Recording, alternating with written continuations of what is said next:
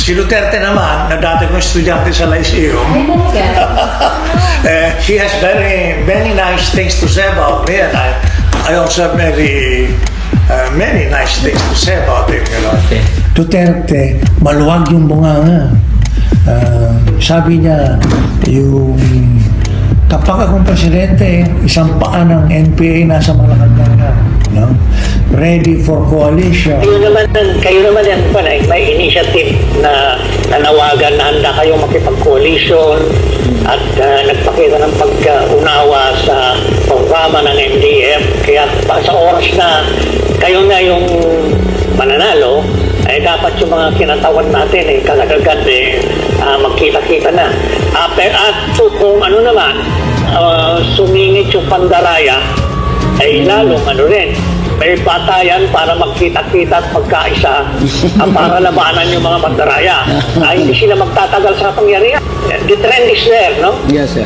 I will follow the pattern of socialism sa governance. That is really. Sinabi ko na sa kanila in public in every meeting. I said I'm a socialist, and though I am not a member of the Communist Party, but I am a socialist, and I belong to the left. Alam na ng mga tao, sir, sabi ko, this will be the first time in the history of our country na merong leftist the president. Walang masama sa left.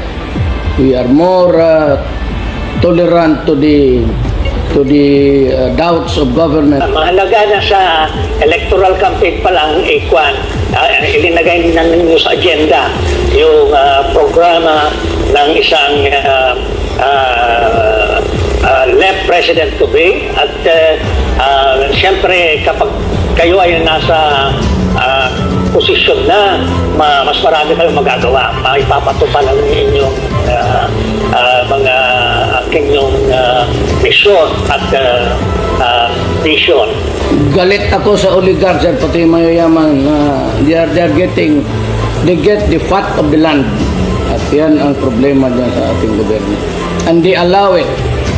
I wish you well, all the best for you, mga kasama natin dyan. And hopefully, I will visit you before I will assume office. Kasi may the agenda. Magaling, mabuti po. Kasi yung ang agenda, sir. Salamat ako sa pagkakataon ito na magkausap tayo, at maraming salamat sa prospect na hindi magtatagal, magkita na tayo. You have also to prepare the agenda para pag nandito na, wala na masyadong debate or issues unresolved. Diyan na ho natin na gawin ang agenda yung pagdating. The agenda only. Yun ang natutunan. Yun ang natutunan ko sa iyo, sir. Salamat. Maraming salamat. Sige, sir. Pag-asa kong makauwi ako kapag panalo si Digong, Mayor Digong Duterte. Hoy ang NPA! Mabuhay! Hoy ang NPA! Mabuhay! Sinasabi ko sa inyo, I'm left. I've always been left. Ako destroy the left. We have to destroy them. Destroy them. And destroy them because they are destroying us. I'm addressing the left na yung pangbabastos ninyong slamming about the distribution. Remember, kayong mga left, you are not the government.